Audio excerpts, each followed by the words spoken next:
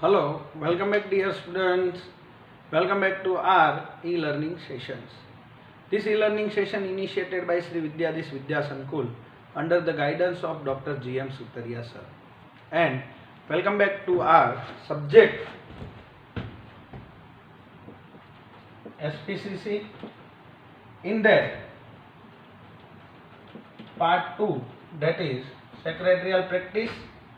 Here we are discussing chapter number 4, that is membership, and today this will be our lecture number 4 or lecture number 24 and the last session of this particular chapter number 4. It means today we are going to complete the chapter number 4, that is membership, and after that you have to go through the exercise portion. You have to write down this exercise in your particular fair book, and then you have to come up with different doubts and difficulties if there is any. But remember that now the days are very short and the exam is very near. So I hope all of you are doing all these things very seriously. હજી પણ serious ના થયા હોય તો આપણી પાસે chance છે કે આપણે સિરિયસ થઈ જઈએ તો આપણે સારામાં સારા માર્ક્સ લાવી શકશું અને બાકી બધા સબ્જેક્ટ્સની સાથે એસપીસીસી પણ તમને પર્સન્ટેજમાં બહુ હેલ્પફુલ થશે. એસપીસીસી એવો સબ્જેક્ટ છે કે જો તમે એને ઇન્ટરેસ્ટથી લ્યો તો તમારા મેક્સિમમ જે બેનિફિટ છે એ આમાંથી જ મળવાનો છે. અને જો તમે એને સિરિયસલી લેશો તો જેવી રીતના તમે બાકી બધા સબ્જેક્ટ્સમાં જેમ કે અકાઉન્ટ, સ્ટેટ, ઇકોસીમાં 100 આઉટ ઓફ 100 એક્સપેક્ટ કરતા હો તો એસપીસીસી પણ તમને 100 આઉટ ઓફ 100 લેવામાં હેલ્પફુલ થઈ શકે છે. પણ ફરક એટલો છે કે આપણે એના માટે થઈને ઇન્ટરેસ્ટ લાવવો પડશે. બહુ લેટ કોર્સ શરૂ થયો છે, થોડો બાકી બધા સબ્જેક્ટ કરતાં થોડો લેટ કમ્પ્લીટ પણ થશે. But I try my level best to explain each and everything, even a very small thing, in a detailed manner so that you people be able to understand all these things particularly or specifically very seriously. Now, first of all, in this chapter we have discussed about the introduction. કે આપણે સૌથી પહેલા ઇન્ટ્રોડક્શનમાં વાત કરી શું છે શું નહીં, એમાં ચેપ્ટર કઈ રીતના વર્ક કરે છે અને બધા પોઈન્ટ આપણે ડિસ્કસ કર્યા. એ પછી ઇન્ટ્રોડક્શન પછી આપણે ડિસ્કસ કર્યું meaning and definition of membership, જેમાં અલોંગ વિથ મિનિંગ આપણે વાત કરી ડેફિનેશન કે જે એક ઓથરની ડેફિનેશન છે કે જેમાં એને મેમ્બરશિપ કોને કહેવાય એના વિશે ડિસ્કસ, એટલે કે કંપનીઝ એક્ટ, પહેલાં રૂટીન કંપનીઝ એક્ટ અને પછી કંપનીઝ એક્ટ 2013માં પણ એના રિલેટેડ આપણે ડિસ્કશન કર્યું. એ પછી મેમ્બર એન્ડ શેર હોલ્ડર અને difference between member and share holder વાળો ટોપિક કે જે ઓમિટેડ છે પણ તેમ છતાં આપણે આપણા બેઝિક નોલેજ માટેથી જરૂરી હતું એ આપણે ડિસ્કસ કર્યો. પણ આપણે અહીંયા લખશું નહીં કેમ કે આપણા કોર્સમાં નથી. પછી નેક્સ્ટ જે થર્ડ મેઇન ટોપિક હતો એ હતો હુ કેન એક્વાયર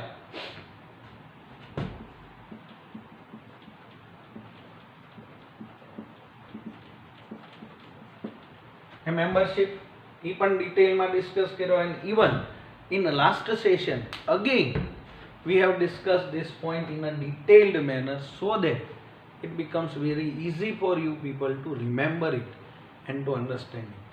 તમને ખબર જ છે કે લાસ્ટ સેશનમાં who can acquire a membership ના 8 to 8 પોઈન્ટ્સ મેં ફરી વખત તમને ડિટેલમાં એક્સપ્લેન કર્યા કે જેના લીધે થઈને હવે આગળ જતાં તમને એમાં પ્રોબ્લેમ ના આવે. અને જ્યારે 30% પોર્શન ઓલરેડી કટ થયો છે ત્યારે આવા અમુક ટોપિક્સ એવા છે કે જે કમ્પલસરી પૂછાઈ શકે, અને જો પૂછાણા હોય તો હું તમને બેટ લગાવીને કહું છું કે તમે સારામાં સારા માર્ક્સ લાવવા હોય તો તમે આ ટોપિક કરો તો તમને ઇઝીલી માર્ક્સ છે એ ગ્રેપ થઈ જાય. એ પછી લાસ્ટ સેશનમાં આપણે નેક્સ્ટ ટોપિક ડિસ્કસમાં સ્ટાર્ટ કર્યો હતો, એ હતો મેથડ્સ ઓફ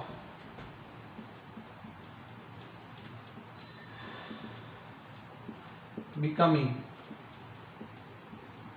member. મેમ્બર કઈ રીતના બની શકાય એની અલગ અલગ આપણને આ ચેપ્ટરની અંદર 9 મેથડ્સ આપી છે.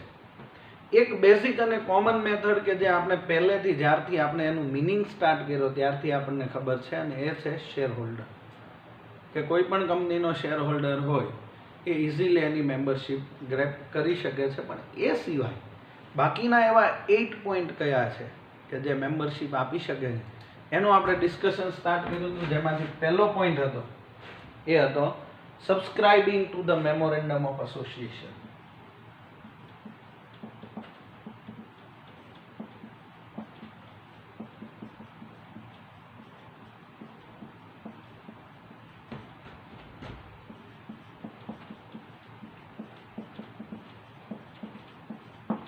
બહુ જ હેલ્ધી અને ડિટેલ્ડ ડિસ્કશન જે મેં લાસ્ટ સેશનમાં કરી આ પોઈન્ટ ઉપર એ હતી કે જે પણ પ્રમોટર છે કે જે પણ બોર્ડ ઓફ ડાયરેક્ટર છે કે જેમને કંપનીના એસ્ટાબ્લિશમેન્ટ વખતે એને ડાયરેક્ટર બનવું છે, તો એ વ્યક્તિ જ્યારે પોતાની રાઇટિંગમાં કન્સેન્ટ આપે છે, રાઇટિંગ કન્સેન્ટ મતલબ કે અહીંયા આગળ એને અલગથી ને સેપરેટ કન્સેન્ટ નથી આપવાની, પણ મેમોરેન્ડમ ઓફ એસોસિએશનની જે 6 ક્લોઝ છે એ 6 ક્લોઝના બધા રૂલ્સ એન્ડ રેગ્યુલેશન્સ જે ફોલો કરવા રેડી બને છે, અને એ બધા ક્લોઝની અંદરના જે બધા રૂલ્સ રેગ્યુલેશન્સ છે એને ફોલો કરશે, અને એમાં જે સબસ્ક્રિપ્શન ક્લોઝ આવે છે એની એ સિગ્નેટરી છે, એટલે કે એમાં એ સિગ્નેચર કરી અને કંપની માટે થઈને પોતે એના મેમ્બર બનવા રેડી થાય છે, એને પણ આપણે મેમ્બર કહી શકીએ. એ ટાઈમે એમાં જેવી રીતના વાત થઈ હતી એવી રીતના કે જ્યારે કંપનીને પોતાનું એસ્ટાબ્લિશમેન્ટ કરવું હોય ત્યારે એને આરઓસી એટલે કે રજિસ્ટ્રાર ઓફ કંપનીઝ પાસે અલગ અલગ બધા ડોક્યુમેન્ટ સબમિટ કરવાના હોય છે, જેમાં memorandum of association, article of association, list of directors, writing consent ને એ બધું આપ્યા પછી જ્યારે કંપની રજિસ્ટ્રાર ઓફ કંપનીઝ જે બેઝિક એમના માટે થઈને માર્કેટની અંદર જે એનાલિસિસ કરશે અને એના બેઝ પરથી એ જ્યારે પરમિશન આપશે, એટલે કે જ્યારે કંપનીને સર્ટિફિકેટ ઓફ ઇન્કોર્પોરેશન મળે છે ત્યારે આ જે મેમ્બર કે જેમણે મેમોરેન્ડમ ઓફ એસોસિએશન સબસ્ક્રાઇબ કર્યું હોય એ ઓટોમેટિકલી કંપનીનો મેમ્બર બની જાય છે. નોર્મલ કેસમાં આપણે જેમને પણ મેમ્બર બનવું એમની પાસેથી કોઈને કોઈ અલગ અલગ સર્કમસ્ટન્સીસમાં રિટર્ન કન્સેન્ટ લેતા હોઈએ છીએ, પણ અહીંયા જ્યારે એ પોતે જ મેમોરેન્ડમ ઓફ એસોસિએશન સાઇન કરે છે તેની રિટર્ન કન્સેન્ટની સેપરેટલી જરૂર પડતી નથી. આટલું આપણે ફર્સ્ટ પોઈન્ટની અંદર ડિસ્કસ કર્યું હતું. Second point was by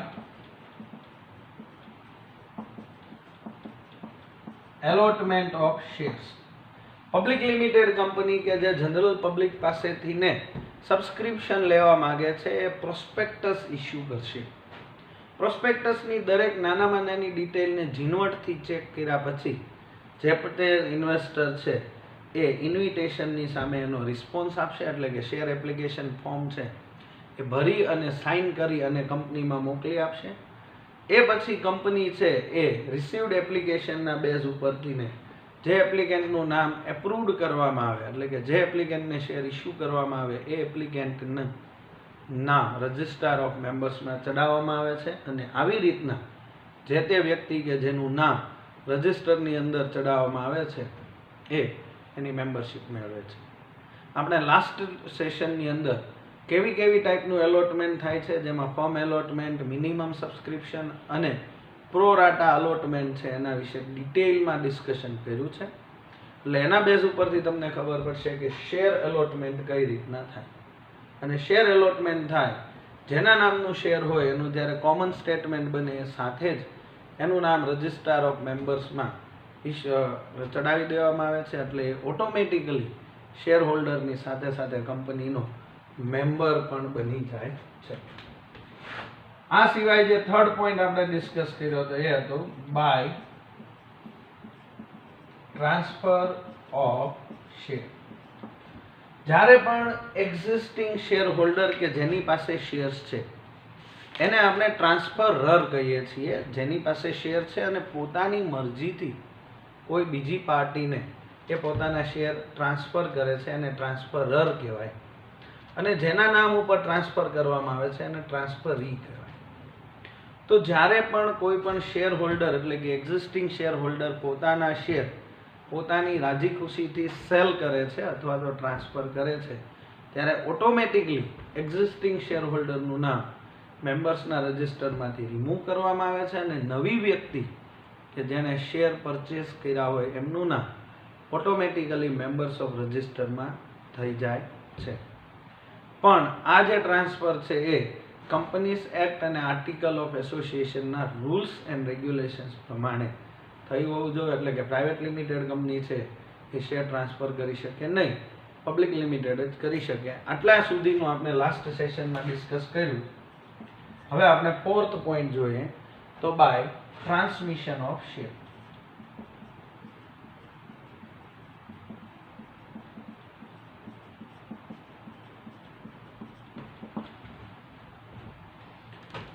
What is share transmission?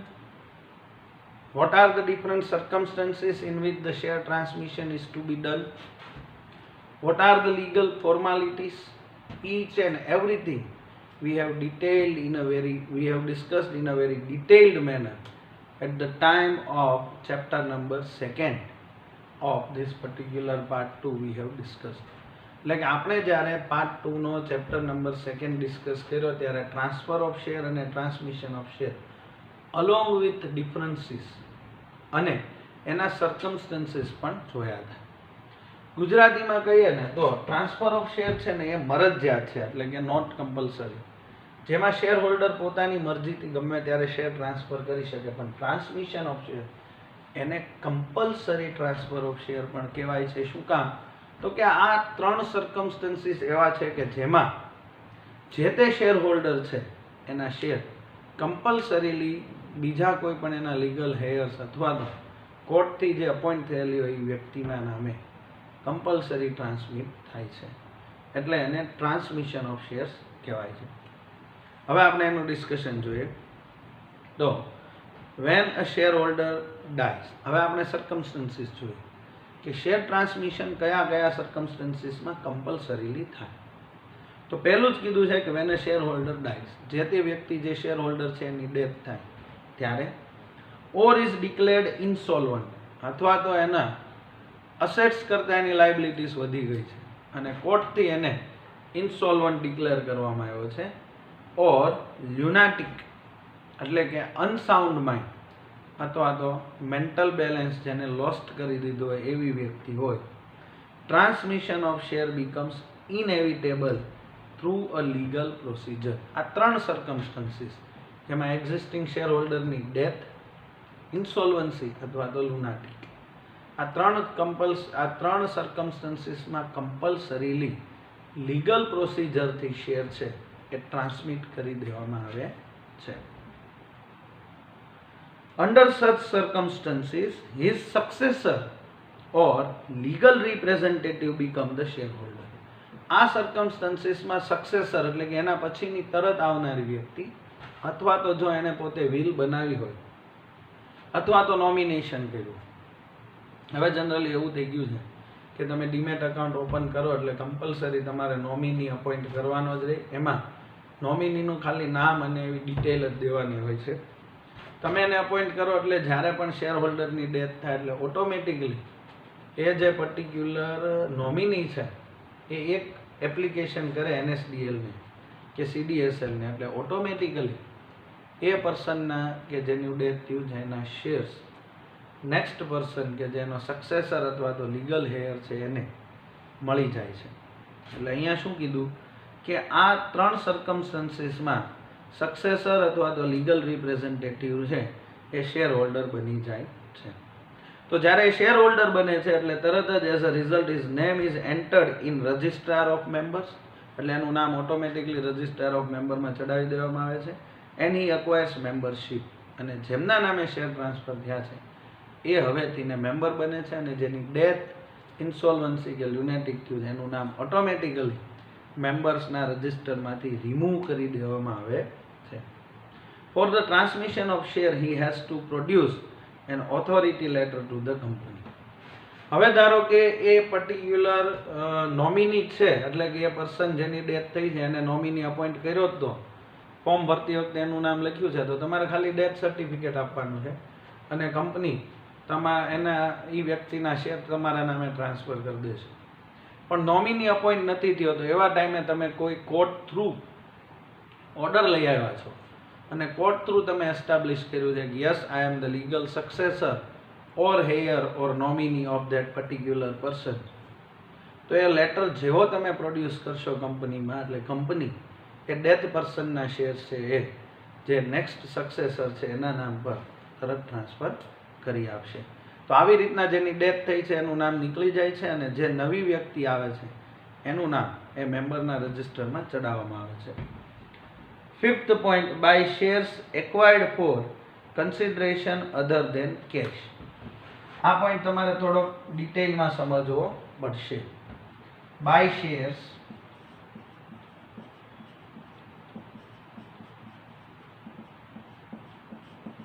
acquired for consideration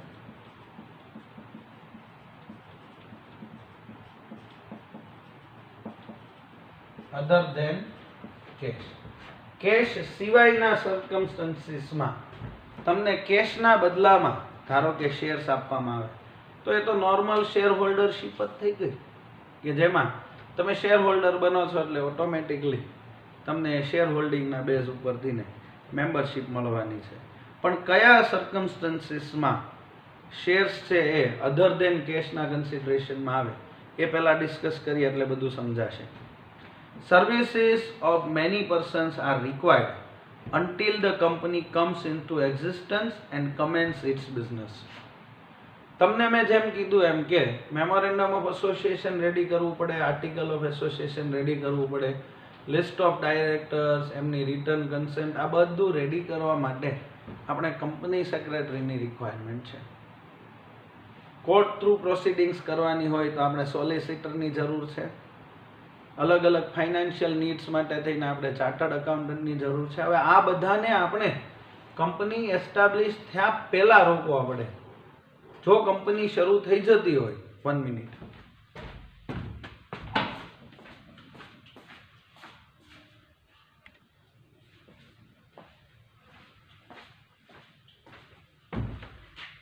જો કંપની શરૂ થઈ જતી હોય એટલે કે ઓલરેડી એસ્ટાબ્લિશ્ડ કંપની હોય તો આપણે આ લોકોને લીગલી એમની જે અમાઉન્ટ છે એ પે કરી શકીએ અને એમની સાથે લીગલ બધા કોન્ટ્રાક્ટ કરે.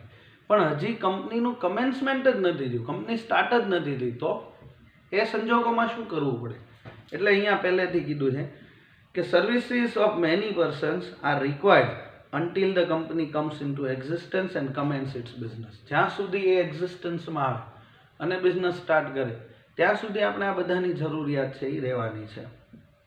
A company gives fully paid up shares to the persons providing such services as remuneration in consideration for their services.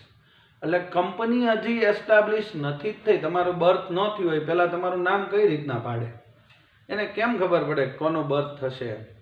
એ જ સંજોગો છે કંપની સાથે કે કંપનીનું એસ્ટાબ્લિશમેન્ટ જ નથી થયું, એનું કોઈ લીગલ એક્ઝિસ્ટન્સ નથી. એવા સર્કમસ્ટન્સીસમાં કંપની કોન્ટ્રાક્ટ કરે તો કોના નામે કરે? કોઈ ડાયરેક્ટરના નામે કોન્ટ્રાક્ટ ના થઈ શકે. તો એવા સંજોગોમાં કંપનીના ડાયરેક્ટર છે એ એક્સપર્ટને એવું પ્રોમિસ આપે છે કે જેવી અમારી કંપની એસ્ટાબ્લિશ થશે એટલે અમે તમને આના કેશના બદલામાં, તમે અમને અત્યાર સુધી જે સર્વિસ આપી છે એના બદલામાં અમે તમને ઇક્વિટી શેર ઇસ્યુ કરશું. તમને યાદ હોય તો સ્ટેન્ડર્ડ 11થમાં આપણે સ્વેટ ઇક્વિટી શેર કરીને એક કન્સેપ્ટ ભણતા હતા. આ સ્વેટ ઇક્વિટી શેરનો કન્સેપ્ટ છે કે જેની અંદર તમને ખબર પડે કે આ શેર છે એ કન્સિડરેશન અધર દેન કેશમાં મળ્યા છે. તો company gives fully paid up shares to the person providing such service as remuneration in consideration for their services. એમની સર્વિસીસ માટે થઈને એઝ અ રેમ્યુનરેશન આ અમાઉન્ટ આપે છે. As a result the names of such persons are entered in the registrar of members. તો obvious છે કે જેવા એને કેશના કન્સિડરેશનમાં શેર મળશે એ ભેગું જ એનું નામ છે એ ઓલરેડી એના મેમ્બરના લિસ્ટની અંદર આવી જશે and they become a member, અને એ ઓટોમેટિકલી મેમ્બરશીપ એને મળી જશે. Done. I hope 5th point તમને સમજાણું. હજી કંપનીનું એસ્ટાબ્લિશમેન્ટ નથી થયું, એ પહેલાં આપણે એક્સપર્ટ સર્વિસીસ લીધી છે, એટલે પછી એને રેમ્યુનરેશનમાં કેશ ન આપી શકાય કેમ કે હજી કંપની એસ્ટાબ્લિશ નથી. પણ જેવું એનું શેરનો આઈપીઓ આવશે એટલે એમાંથી ને એક કેટેગરી સ્વેટ ઇક્વિટી શેરની આપણે અલગ જ રાખશું, જે આવી રીતના એક્સપર્ટ્સને આપણે આપશું. 6th point, by estoppel or holding out.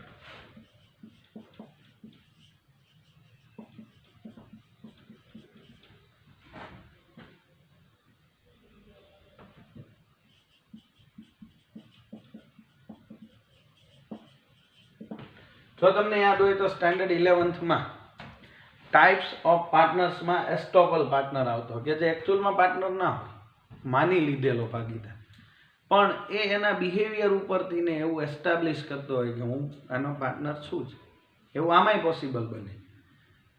એ જોઈએ આપણે. તો when a person sells his share to others he loses his membership. આ કોમન છે. લાસ્ટ ટાઈમના એક્ઝામ્પલમાં જુઓ તો મિસ્ટર રામાનુજ જેવો મિસ્ટર આદિત્યને શેર સેલ કરે છે, તરત જ મિસ્ટર રામાનુજની મેમ્બરશીપનો એન્ડ આવી જાય છે, એ હવે મેમ્બર રહેતો નથી. ડન. એટલે કે when a person sells his share to other he loses his membership in spite of not having membership. હવે ઓલરેડી એ પહેલા પાસ્ટમાં મેમ્બર હતો, હવે એ ભાઈ મેમ્બર જ નથી. મેમ્બરશીપ ન હોવા છતાં પણ first he continues to be a member, એમ એવું પ્રિડિક્ટ કરી લે છે, અથવા તો કંપની સાથેના કોરસ્પોન્ડન્સમાં કે એમાં એ એવું બતાવે છે કે હું મેમ્બર છું. હોલ્ડ્સ આઉટ હિમસેલ્ફ ટુ બી અ મેમ્બર, પોતાની જાતને એવી બતાવે છે, છતી કરે છે કે હું મેમ્બર છું. એમ હોલ્ડ્સ આઉટ કરવું એટલે કે બીજાને જણાવવું, બીજાને છતું કરવું કે હું મેમ્બર છું. Utilizes his rights as members by fictitious behavior and as a result of which પોતે માર્કેટમાં એમ કે મારી પાસે આ કંપનીના આટલા શેર છે ને હું એનો મેમ્બર છું ને આ ને તેને, એમ એ પોતાના ફિક્ટિશિયસ બિહેવિયર એટલે બનાવટી બિહેવિયરથી એવું સાબિત કરવા માંગે છે કે હું એ કંપનીનો હજી પણ મેમ્બર છું જ, અને out of which result of which for any liability arises as a member. હવે પછી ધારો કે ફ્યુચરમાં અનલિમિટેડ લાયબિલિટીના કેસની અંદર જો મેમ્બરની લાયબિલિટી ઉદ્ભવી, એટલે કે એ ટાઈમે અસેટ્સ કરતાં લાયબિલિટી વધી ગઈ અને જેટલા પણ મેમ્બર હતા એ બધાએ અમુક કન્ટ્રીબ્યુશન કરવાનું પણ આવ્યું, તો એવા સંજોગોમાં then he may deny that he is a member. તો એ ટાઈમે એ ના પાડી દે કે નહીં ભાઈ હું તો મેમ્બર નથી, હું તો મજાક કરતો હતો. એકચ્યુઅલમાં એવું કાંઈ હતું નહીં, મેં તો શેર બહુ પહેલાં વેચી દીધા હતા, આ તો ખાલી હું મજાક. તો આમાં બિઝનેસમાં મજાક ના હોય, આમાં તમે મજાક ન કરી શકો. તમે માર્કેટમાં અત્યાર સુધી એવું જાહેર કરતા હતા કે હું મેમ્બર છું, તો હવે તમારે મેમ્બર બનીને બતાવવું પડે. આ સીધી અને સિમ્પલ રીત છે. તો he may deny that he is a member. Such behavior is not acceptable as per law. તો લો છે એને એક્સેપ્ટ કરતું નથી. તમે અત્યાર સુધી કંપનીના નામે લાભ બધો લીધો, કંપનીના મેમ્બર તરીકે બધાની સામે ફર્યા, કંપનીની સારી પ્રેસ્ટીજ છે એનો તમે બેનિફિટ લીધો, અને જ્યારે કંપનીએ પે કરવાનો આવ્યો ત્યારે તમે છટકી જાઓ, તો એ ના ચાલે. એટલે કે એ ટાઈમે તમે એવું બિહેવિયર કરો કે હું મેમ્બર નથી, તો એ નહીં ચાલે. And he can not enjoy any right but he is responsible as a member. તો આવી રીતના જે હોલ્ડિંગ આઉટ અથવા તો એસ્ટોપલ મેમ્બર છે એ પણ મેમ્બર ગણાય છે. 7th પોઈન્ટ જોઈએ તો by execution of form of renunciation. By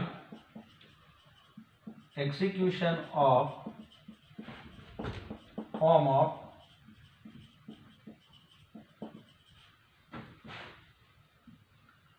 renunciation.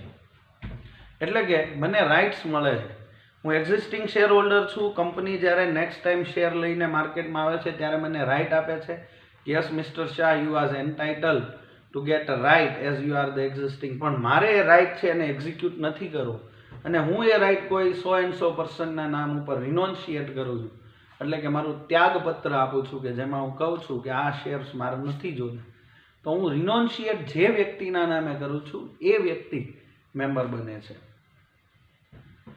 When the existing shareholder renounces his right of purchasing right shares. મેં તમને શું સમજાયું કે તમે એક્ઝિસ્ટિંગ શેર હોલ્ડર છો, ફર્સ્ટ આઈપીઓ વખતે તમે સબસ્ક્રાઇબ કર્યું હતું, એટલે કંપની જ્યારે નેક્સ્ટ ટાઈમ એફપીઓ લઈને આવી, એટલે કે ફર્ધર પબ્લિક ઓફરિંગ, ત્યારે તમને પહેલાં યાદ કરવામાં આવ્યા અને તમને શેર્સ માટે થઈને લેટર મોકલવામાં આવ્યો. પણ મેં એવું કીધું કે મારે શેર્સ જોતા નથી અને હું ત્યાગ કરું છું, મારા રાઇટને રિનોન્શિએટ કરું છું, fully or partially in favour of some other person or persons.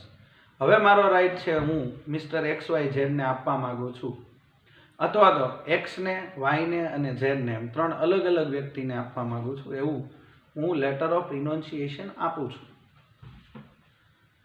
He એક્ઝિક્યુટ્સ the letter of રિનોન્શિએશન. તો મેં મારો રાઇટ છે એ જતો કર્યો ગણાય, અને એ રાઇટ જે વ્યક્તિના ફેવરમાં મેં આપ્યો છે એ વ્યક્તિ હવે મેમ્બર તરીકે એસ્ટાબ્લિશ થઈ શકશે. By virtue of the letter of renunciation the other person becomes a share holder. હવે ધારો કે મેં એક્સ વાય ઝેડને આપ્યો, જે એક જ વ્યક્તિ છે, તોય ચાલે. X, mister X, mister Y અને મિસ્ટર ઝેડ, એમ એક કરતાં વધારે વ્યક્તિના ફેવરમાં મેં મારો લેટર ઓફ રિનોન્શિએશન આપ્યું, તો એ પણ ચાલે. હવે મારા લેટર ઓફ રિનોન્શિએશન ઉપરથી કંપની એ લોકોને શેર છે એ એલોટ કરશે, અને એ એલોટમેન્ટ ઉપરથી એ લોકો પણ શેર હોલ્ડર બની અને એના મેમ્બર્સ બની જશે. એટલે જો અહીંયા આગળ શું કીધું કે by virtue of the letter of renunciation the other person becomes a share holder. When shares are allotted to him he request for his name to be entered in the register of members.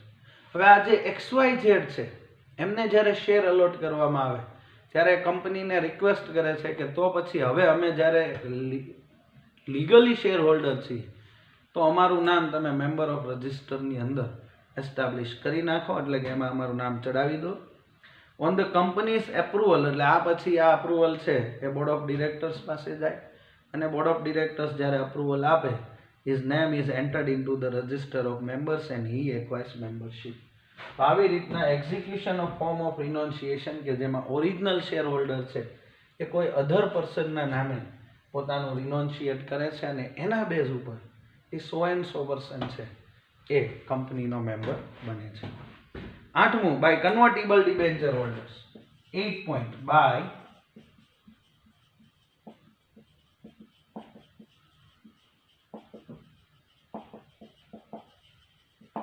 કન્વર્ટિબલ debenture holders એટલે શું?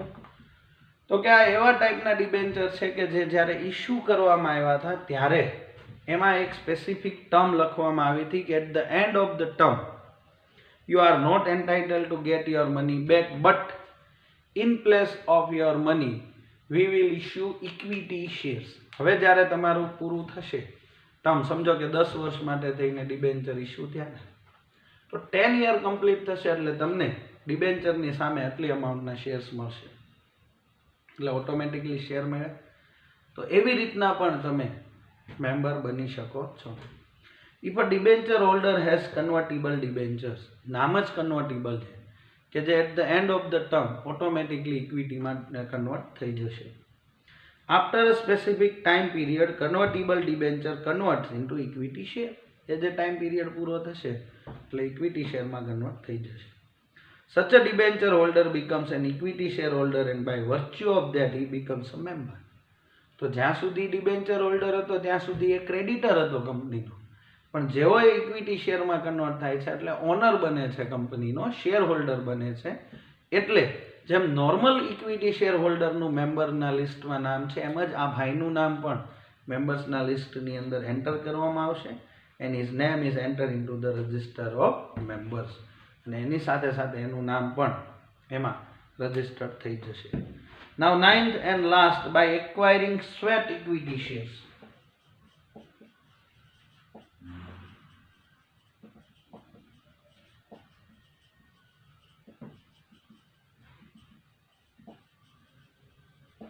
હવે આ સર્કમસ્ટન્સીસમાં જોઈએ આપણે તો point number 5th અને point number 9 એની વચ્ચે બહુ થિન લાઇન ઓફ ડિફરન્સ, કેમ કે પોઈન્ટ નંબર 5thમાં પણ આપણે એક્સપર્ટના બેનિફિટ માટે થઈને એને કેશના બદલામાં શેર આપીએ છીએ, અને સ્વેટનો મતલબ પણ એવો જ થાય કે જ્યારે કંપની એના કોઈક એક્સપર્ટને કે એના કોઈક મેનેજરને કે એના કોઈક એમ્પ્લોયીને ભાવ કરતાં ઓછા ભાવે અથવા તો સાવ ફ્રીમાં શેર આપે તો એને સ્વેટ ઇક્વિટી શેર કહેવાય.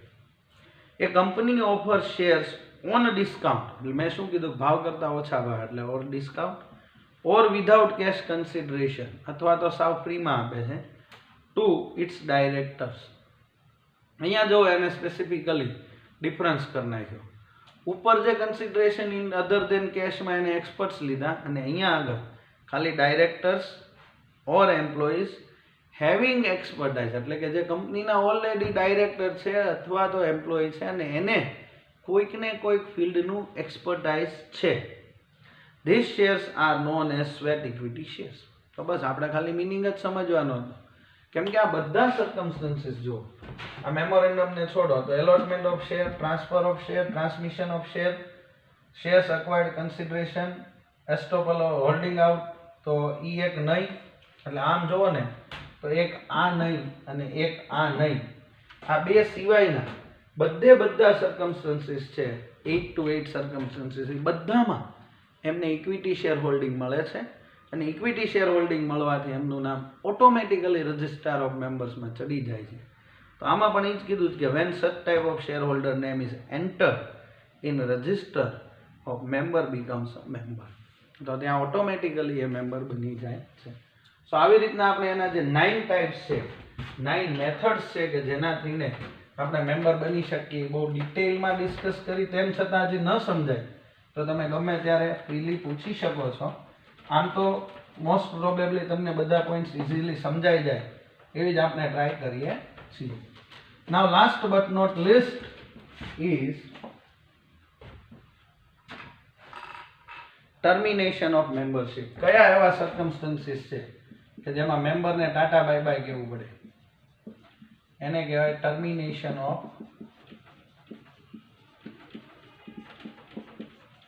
which are those circumstances in which the existing membership of a particular person is terminated.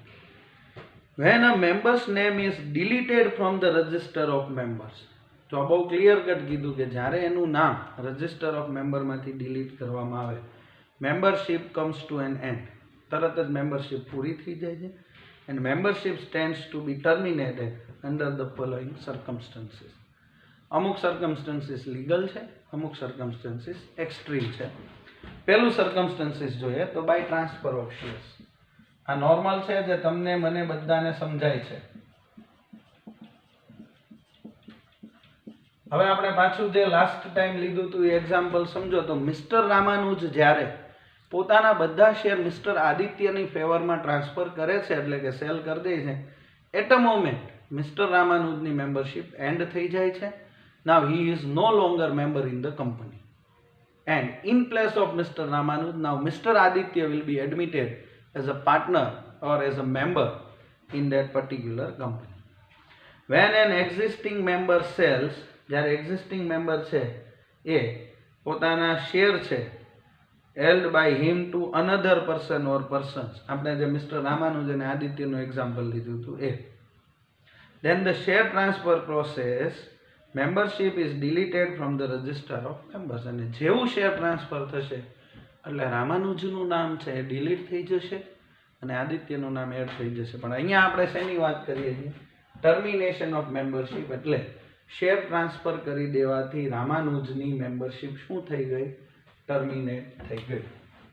Second circumstances by transmission of shares. તો ઓબ્વિયસ છે કે જે વ્યક્તિની ડેથ થઈ હશે અથવા તો ઇન્સોલ્વન્ટ થયો હશે અથવા તો લુનાટિક થશે, એના શેર જ્યારે બીજી વ્યક્તિના નામે ટ્રાન્સફર કરી દેવામાં આવશે એટલે ઓટોમેટિકલી એનું નામ મેમ્બર્સમાંથી રજિસ્ટર્ડમાંથી ડિલીટ થઈ જશે. વેન અ મેમ્બર્સ પાસીસ અવે, એટલે કે ડેથ થઈ ગયું, ઓર બીકમ્સ ઇન્સોલ્વન્ટ એટલે કે નાદાર થઈ ગયો, જેની અસેટ્સ કરતાં લાયબિલિટી વધી ગઈ હોય, ઓર ઇઝ ડિક્લેર્ડ ઓફ અનસાઉન્ડ માઇન્ડ અથવા તો લુનાટિક એટલે કે પાગલ થઈ ગયો હોય, then shares are transferred under the operation of law to the legal representatives. તો પછી થ્રુ ઓપરેશન ઓફ લો આપણે એના શેર્સ છે એના લીગલ રિપ્રેઝેન્ટેટિવ્સ, લીગલ હેયર અથવા તો કોર્ટ થ્રુ જેને પણ ઓર્ડર મળે છે એના નામે ટ્રાન્સફર કરશું. In this situation the name of the original member is deleted. તો એવા ટાઈમે જેનું ડેથ થયું છે, જે લ્યુનાટિક થયો છે અથવા તો જે અનસાઉન્ડ માઇન્ડ છે, એની મેમ્બરશિપ છે ત્યાં ને ત્યાં ટર્મિનેટ થાય છે અને એની જગ્યાએ નવા મેમ્બરને એડમિટ કરવામાં આવે છે. આ પોઈન્ટ્સ એટલે થોડા સ્પીડીલી ચાલે છે કેમ કે આને આપણે ઓલરેડી ડિટેલમાં 3 વખત ડિસ્કસ કર્યા છે. હવે થર્ડ જોઈએ, બાય 4 ફીચર ઓફ શેર્સ. આ પણ પોઈન્ટ આપણે ડિસ્કસ થઈ ગયો છે. જ્યારે કંપનીએ પોતાની શેર કેપિટલ એ ઇન્સ્ટોલમેન્ટમાં મગાવી હોય, share application money, share allotment money, first call, second call, એવી રીતના, અને એ સર્કમસ્ટન્સીસમાં જો કોઈ પણ મેમ્બર પોતાના શેર ઇન્સ્ટોલમેન્ટ ટાઈમે પે કરતો નથી, તો એવા ટાઈમે જ્યારે એના શેર છે એ ફોરફિટ કરવામાં આવે એટલે કે જપ્ત કરી લેવામાં આવે, ત્યારે એની મેમ્બરશિપ ઓટોમેટિકલી એન્ડ થઈ જાય છે. When shareholder defaults in paying the amount of calls on his shares, calls on his shares એટલે કે જે ઇન્સ્ટોલમેન્ટ છે શેરના એ ન ભરી શકે, એમાં ડિફોલ્ટ થાય, his shares are forfeited after following legal procedure. તો એના માટે એને કંઈક નોટિસ મોકલવાની હોય છે ને એ બધું પતી ગયા પછી એના શેર છે એ આપણે ફોરફિટ કરી લઈએ છીએ. On forfeiture of share, his name is removed from the register of members. જેવા એના શેર ફોરફિટેડ થઈ જાય એટલે એક તો ઓલરેડી ડિફોલ્ટર જ હતો, હવે એને મેમ્બર બનાવીને કાંઈ ફાયદો નથી, પ્લસ હવે એની પાસે શેર પણ રહેતા નથી. એટલે આ સર્કમસ્ટન્સીસમાં કોઈ ડિફોલ્ટરના જ્યારે શેર આપણે ફોરફિટ કરી લઈએ તરત જ એનું નામ છે એ રજિસ્ટર ઓફ મેમ્બર્સમાંથી ડિલીટ થાય છે અને his membership comes to an end, ત્યાંની મેમ્બરશિપ પૂરી થાય. There should be a provision in the article of association for the procedure of forfeiture of shares. પણ આર્ટિકલ ઓફ એસોસિએશનમાં ફોરફિચરની પ્રોસિજર હોવી કમ્પલસરી છે. જો આર્ટિકલમાં એના રિલેટેડ સેક્શન ના હોય તો તમે ફોરફિટ કરી શકતા નથી. Fourth, by exercise of lien on shares.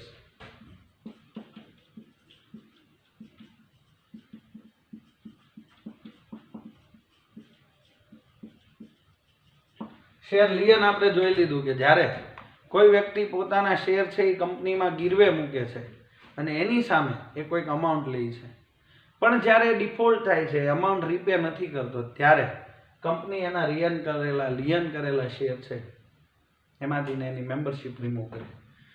If there is a provision of lien on share in the articles of association of the company, કંપનીના આર્ટિકલમાં ફોરફિટર માટે, લિયન માટે, બધા માટે થઈને એમાં એની અંદર આપણે અમુક સેક્શન્સ એડ કરેલી હોવી જોઈએ તો જ થાય. And company exercise this to recover its dues from a member by selling his shares. હવે કેવું થયું કે મારી પાસે શેર હતા એ મેં કંપનીમાં ગીરવે મૂક્યા એટલે કે લિયન કર્યા, એની સામે મેં કોઈક અમાઉન્ટ લીધી, હવે એ અમાઉન્ટ છે એ હું રીપે કરી શકતો નથી, ગમે એ થઈ ગયું, ડૂબી ગયા પૈસા, કંઈ પણ થઈ, અને કંપની મને નોટિસ ઉપર નોટિસ મોકલી દીધી અને હું પછી હવે એ શેર છે એ છોડાવી શકું એવું નથી, તો કંપની છે એ પોતાનું ડ્યુ ક્લિયર કરવા માટે મારા શેર છે એ સેલ કરી દેશે, અને શેર સેલ કરશે એટલે ઓટોમેટિકલી હું મેમ્બરમાંથી નીકળી જઈશ, જે નવા વ્યક્તિને સેલ કરવામાં આવ્યા છે એ મેમ્બરશિપમાં એડ થઈ જશે. Fifth, by redemption of redeemable preference shares. તમને બધાને ખબર જ હશે કે પ્રેફરન્સ શેર છે એ સ્પેસિફિક ટાઈમ માટે થઈને જ ઇસ્યુ કરવામાં આવે. By redemption of redeemable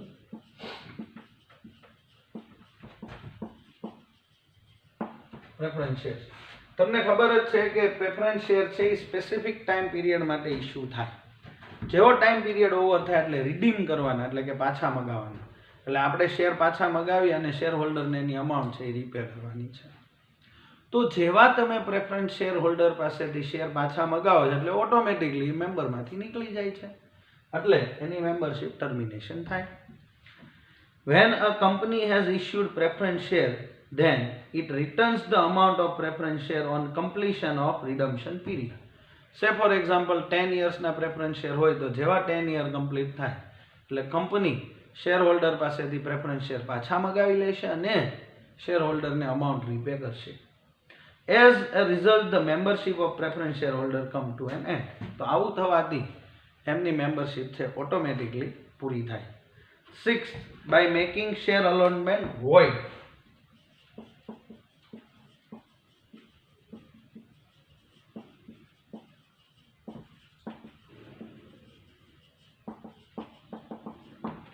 Voided initio, irregular share allotment અને ઇલીગલ શેર અલોટમેન્ટનો ટોપિક આપણે સેકન્ડ ચેપ્ટરમાં ડિસ્કસ કર્યો, એનું છે શેર અલોટમેન્ટ વોઇડ થાય એટલે કે પહેલેથી આપણે અમુક જે રૂલ્સ રેગ્યુલેશન ફોલો ના કર્યા એટલે આપણી જે શેર અલોટમેન્ટ પ્રોસિજર છે એ પહેલેથી ફેલ ગણાય. તો એવા ટાઈમમાં પણ જ્યારે આખી પ્રોસેસ જ ફેલ ગઈ છે બોસ, આખી પ્રોસેસ જ ઇરેગ્યુલર છે, ઇલીગલ છે, તો એ મેમ્બર બનતો જ નથી, એ ઓટોમેટિકલી મેમ્બર નથી.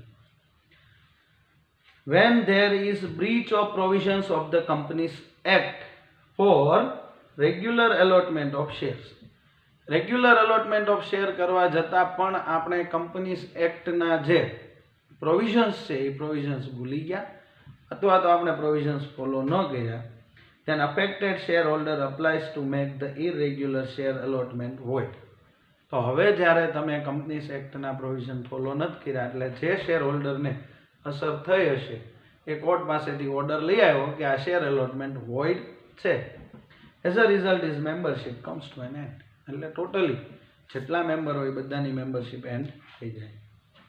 7th, by liquidation or winding up of a company. એ તો આપણને બધાને કોમન ખબર છે.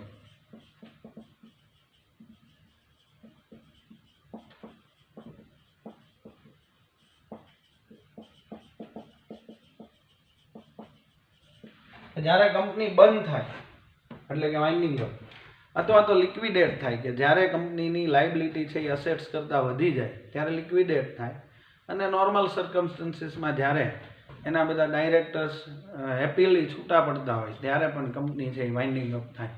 તો આ સંજોગોમાં જ્યારે કંપનીનું જ અસ્તિત્વ નથી, જ્યારે કંપનીનું જ એસ્ટાબ્લિશમેન્ટ નથી તો મેમ્બર શેના બને? એટલે આવા ટાઈમે પણ મેમ્બરશિપ એન્ડ થઈ જાય. When company winds up its business or goes into liquidation, then its business come to an end.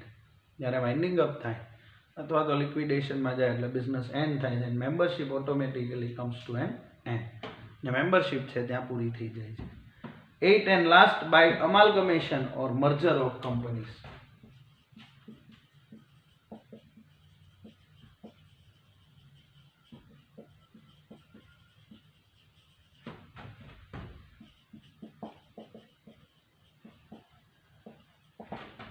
બરાબર, અમાલ્ગમેશન અને મર્જરની વચ્ચે એક થીન લાઈન છે જેમાં બે કંપની છે એ એકાબીજામાં ભળી જતી હોય છે અને અમુકમાં એક કંપનીનું એસ્ટાબ્લિશમેન્ટ રહે છે જ્યારે અમુકમાં બે કંપનીનું નામ ટોટલી ગુમ થઈ જાય છે અને એક નવું નામ આવે છે.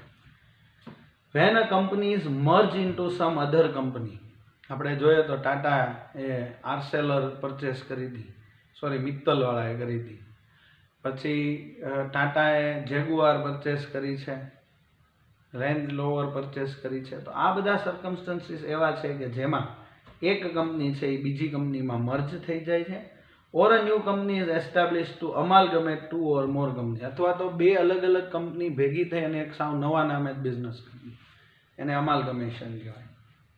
Then the members of the company lost their existence and their membership in such a company. Of course, they acquire membership in the new company according to the specified conditions. હવે સમજો તો ગ્રાસિમ કંપની હતી ને એને Aditya Birla ગ્રુપે purchase કરી લીધી એટલે કે મર્જ થઈ ગઈ. તો ગ્રાસિમ આદિત્ય બિરલાની અંદર મર્જ થઈ એટલે ગ્રાસિમના મેમ્બર્સ છે એમની મેમ્બરશિપ ગઈ, પણ એની સામે આદિત્ય બિરલા ગ્રુપે એવું ડિસાઇડ કર્યું કે જેટલા પાસે ગ્રાસિમના શેર હતા એમને આપણે આદિત્ય બિરલા કેપિટલના શેર્સ આપશું. એટલે ઓફકોર્સ છે કે જૂની કંપનીમાંથી તમારી મેમ્બરશિપ શું થઈ ગઈ? ટર્મિનેટ. અને એની સામે જે નવી કંપની આવી છે એબીસી આદિત્ય બિરલા કેપિટલ એમાં તમને ઓટોમેટિકલી મેમ્બરશિપ મળી જાય છે. તો આ ટોટલી 8 એવા સર્કમસ્ટન્સીસ છે જેમાં ટ્રાન્સફર ટ્રાન્સમિશન કોમન છે, એ આપણે આગળ ડિસ્કસ. ફોર પિક્ચર એટલે જ્યારે કોલ્સ પે નથી થતા ત્યારે, લિયન એટલે કંપનીનું ડ્યુઝ રીપે નથી થતું ત્યારે, રિડમ્શન એટલે કે સ્પેસિફાઈડ ડેટે એ પ્રેફરન્સ શેર રિડીમ થાય, શેર અલોટમેન્ટ વોઇડ હોય એટલે કે કંપનીઝ એક્ટના રેગ્યુલેશન છે અને આપણે ફોલો ન કર્યા હોય, લિક્વિડેશન વાઇન્ડિંગ અપ અને અમાલગમેશન મર્જર. આ 8 એવા સર્કમસ્ટન્સીસ છે કે જેમાં 100 કંપની છે એની મેમ્બરશિપ છે એ ટર્મિનેટ થાય. So here with this particular topic, particular point, we are concluding today's session as well as chapter number 4. Today's homework is to write down the exercise once in your fair book and then submit it within a stipulated time period. Have a nice day. Thank you very much, class.